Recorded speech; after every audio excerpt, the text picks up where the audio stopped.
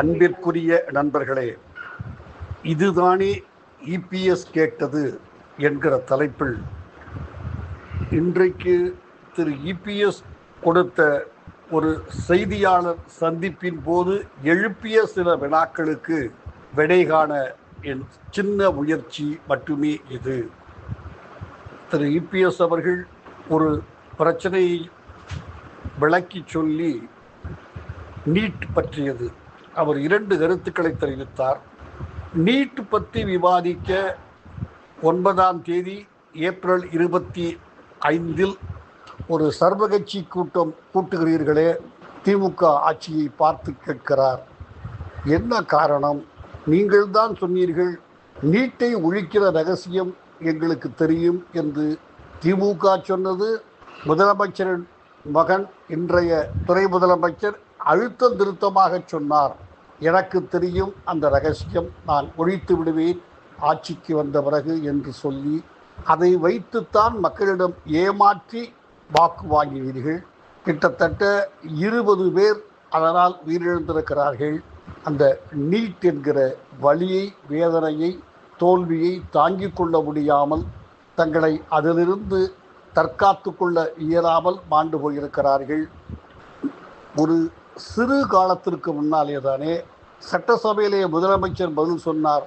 நீட்டை பற்றி கேள்வி எழுந்தபோது, நாங்கள் அதற்கு செய்வதற்கு ஒன்றுமில்லை, அது உச்சநீதிமன்றத்தில் வழக்காக இருக்கிறது, நிலுவையில் இருக்கிறது, அந்த வழக்கு முடியும் வரை எதுவும் செய்ய முடியாது என்று சொன்னீர்களே முதலமைச்சர் அவர்களே, இப்போது ஏன் சர்வகட்சி கூட்டம், யாரை ஏமாற்ற என்று கேட்கிறார்.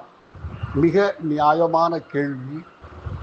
ஆனால் திராவிட முன்னேற்றக் கழகம் ஏன் இதை செய்கிறது என்பதற்கு என் மனதில் நான் புரிந்து வைத்திருக்கிற காரணங்கள் வேறு என்பதனால் அதை சொல்ல விழைகிறேன். பிரிட்டிஷ் காலத்திலிருந்தே இந்திய அரசியலில் ஒரு நடைமுறை இருக்கிறது.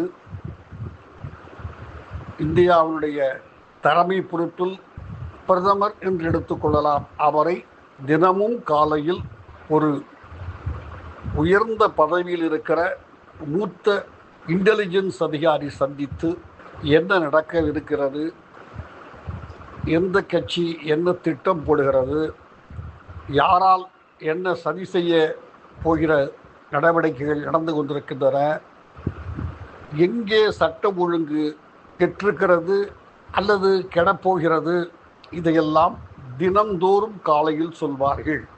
இதே நடைமுறை மாநிலத்திற்கும் உண்டு. ஒரு ஐஜி லெவலில் இருக்கிற ஐஜி இன்டெலிஜென்ஸ் என்கிற ஆஃபீஸர், அவர் முதலமைச்சருக்கு மட்டுமே கட்டுப்பட்டவர். அடிஷனல் டிஜிபிக்கோ அவர் கீழே இருந்தாலும் கூட அவர்களிடம் அவர் எந்த தகவலையும் தெரிவிக்க மாட்டார். தெரிவிக்க வேண்டும் என்று மேலதிகாரிகள் டிஜிபி அல்லது அடிஷனல் டிஜிபி போன்ற பொறுப்பில் இருக்கிறவர்களை ஐஜி இன்டெலிஜென்ஸை கேட்க முடியாது. 2 பேர் எனக்கு தெரிந்து தமிழ்நாட்டில் சிறந்தவர்கள் என்று கருதப்படுகிறார்கள். ஒன்று திரு ராமானுஜம், இன்னொன்று கேரளாவைச் சேர்ந்த மீசை என்று எம்ஜிஆரால் அன்போடு அழைக்கப்பட்ட மோகன்தாஸ். எனக்கு தெரிந்தது, உண்மையை சொல்ல வேண்டுமானால், நான் ஒரு பெரிய சாலை விபத்தில் சிக்கி போராடிய போது அன்றைக்கு ஐயாக இருந்த திரு இன்டெலிஜென்ஸ் பொறுப்பில் இருந்த திரு ராமானுஜம் ஒரு 15 நிமிடத்தில் ஹைகோர்ட்டை கூப்பிட்டு சொல்லிவிட்டார், உங்கள் தமிழ்மணி இந்த இடத்தில் ஒரு ஆக்சிடென்ட்டில் மாட்டிக்கொண்டு நடுரோட்டில் இரத்த வெள்ளத்தில் கிடக்கிறான் என்று. அதனால்தான் விஷயம் வெளியே தெரிந்தது. அதை போல தினமும் அந்த ஐஜி இன்டெலிஜென்ஸ் சிஎம்ஐ பார்த்து, இவர்கள் இந்த ப்ரப்போசல் வைத்திருக்கிறார்கள், இந்த போராட்டம் நடத்தப் போகிறார்கள், இந்த விதத்தில் இவர்களால் உங்கள் கட்சிக்கு, உங்கள் அரசுக்கு, உங்கள் பதவிக்கு இன்னென்ன பிரச்சனைகள், ஆபத்துக்கள், சிக்கல் உண்டாகலாம். இந்த நடைமுறை இன்று வரை பின்பற்றப்படுகிறது. இந்த பின்னணியிலே தான் திரு இபிஎஸ் அவர்கள் அமித்ஷாவை சந்திக்க கடந்த வாரம் டெல்லி சென்றபோது சொல்லாமல் சென்றாலும் புதிய கட்டிடத்தை அதிமுகவினுடைய அலுவலகத்தை பார்க்க போகிறேன் என்று சொல்லிவிட்டு தன் சகாக்களை எல்லாம் அழைத்து கொண்டு போனாலும் தமிழ்நாடு இன்டெலிஜென்ஸ் மிக திறமையோடு அதை கண்டுபிடித்து இவர் அமித்ஷாவை பார்க்க போகிறார் என்று அவர்களை முதலமைச்சருக்கு தெரிவித்து, முதலமைச்சர் கிண்டலாக சொன்னார், நீங்கள் யாரை பார்க்க போகிறீர்கள் என்று எனக்கு தெரியும், இந்த இருமொழி கொள்கையை பற்றி என்னுடைய கோரிக்கையும் அமித்ஷாவிடம் சொல்லிவிட்டு வாருங்கள். அதனுடைய பின்னணி இன்டெலிஜென்ஸுடைய ஒர்க்கு தான். நான் இந்த அளவு சொல்வதற்கு காரணம், இந்த இன்றைய தலைப்பிற்கும் இன்டெலிஜென்ஸுக்கும் பெரிய தொடர்பு இருக்கிறது என்பதனால்தான். இப்படி ஒரு கிட்டத்தட்ட 2 மாதங்களுக்கு முன்னாலேயே தமிழ்நாடு இன்டெலிஜென்ஸ் என்ஃபோர்ஸ்மெண்ட் டைரக்டரேட் என்று சொல்லப்படுகிற அமலாக்கத்துறை பல விஷயங்களை மதுபான வியாபாரத்தில், டாஸ்மாகில் ஆவணங்களோடு கைப்பற்றி விட்டார்கள். அந்த ஆவணங்கள் வெளியிடப்படுமானால் சர்வ நிச்சயமாக நீங்களோ, உங்கள் மகனோ, உங்கள் மருமகனோ, இல்லை 3 பேருவோ கைது செய்யப்படலாம். செந்தில் பாலாஜி தலையில் மேலும் இந்த ஆவணம் மூலமாக கத்திகள், 1க்கு மேற்பட்ட கத்திகள், கூரான ஆயுதங்கள் தொங்குகின்றன. உங்கள் ஆட்சியும் கலைக்கப்படலாம்.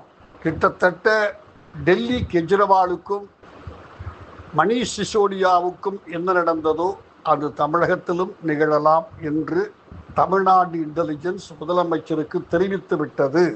இந்த பின்னணியிலே தான் முதலமைச்சர் அவர்கள் கலைஞரால் தயார் செய்யப்பட்ட சகாக்கள், மந்திரிகள், முக்கியமான கட்சியினுடைய பொறுப்பில் இருக்கிறவர்களை எல்லாம் அழைத்து பேசி, சரி அவர்கள் ஆரம்பிப்பதற்கு முன்னால் நாமே ஆரம்பிக்க வேண்டும் என்று ஒரு முடிவெடுத்து, 1 தொகுதி வரையறை, அதை பற்றி போது பேச்சே இல்லை.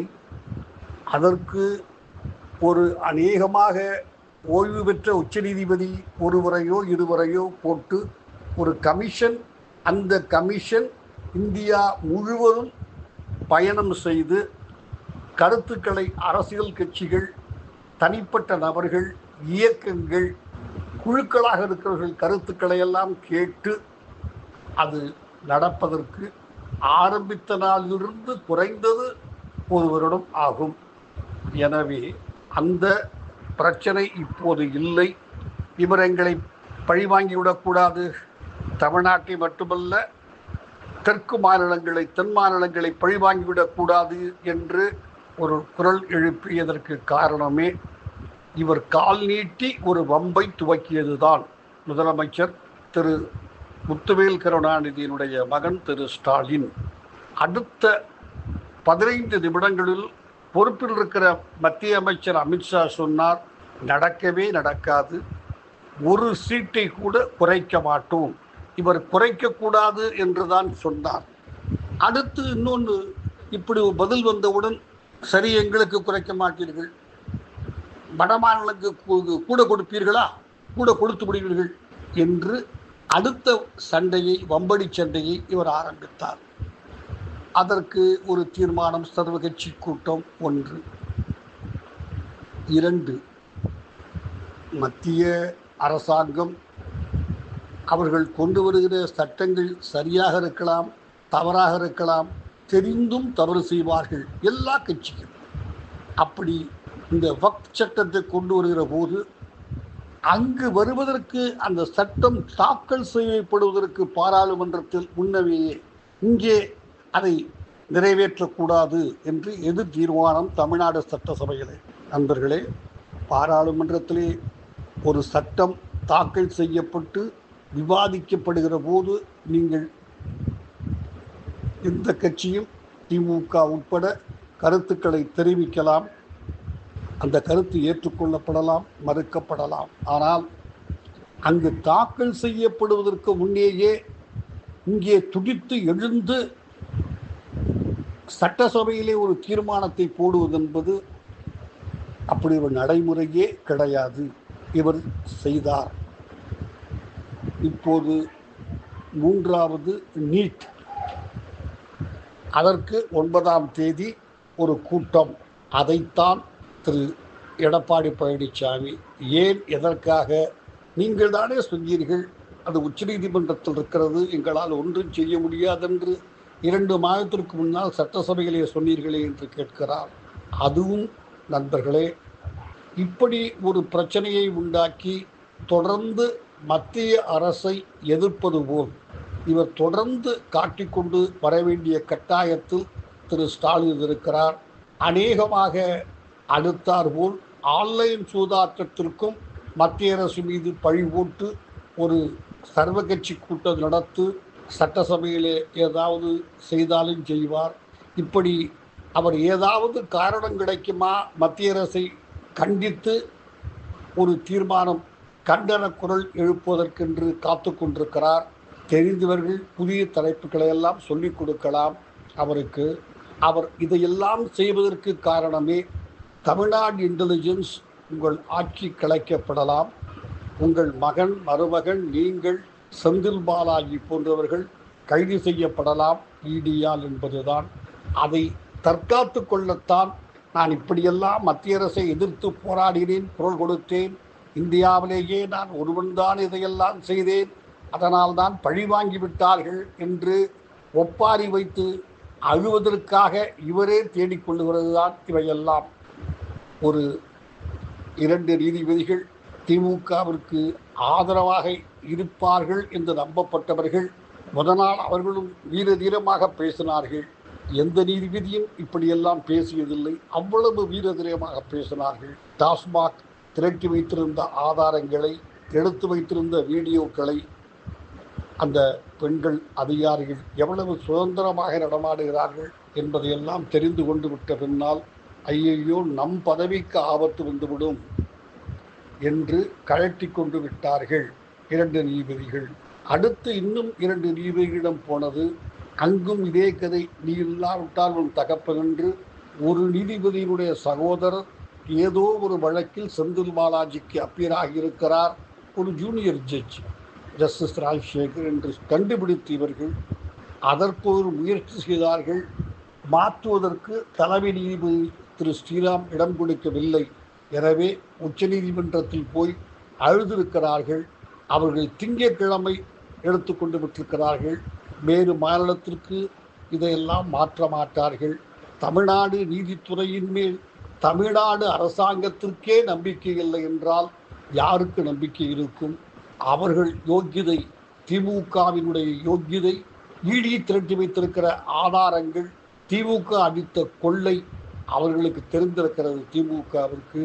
எனவேதான் தொடர்ந்து தான் போராடுவதாகவும் தான் மாபெரும் வீரன் என்றும் அதனால் மட்டுமே கைது செய்யப்பட போகிறோம், மத்திய அரசு கைது செய்திருக்கிறது அல்லது ஆட்சியை கலைத்து விட்டது என்று நடுரோட்டில் நின்று கூவி கூவி புலம்பி அழுவதற்கு அவர்கள் தேடுகிற காரணம்தான் நீட். இபிஎஸ் அவர்களுக்கு தெரியும் என்று நான் நம்புகிறேன். நன்றி, வணக்கம்.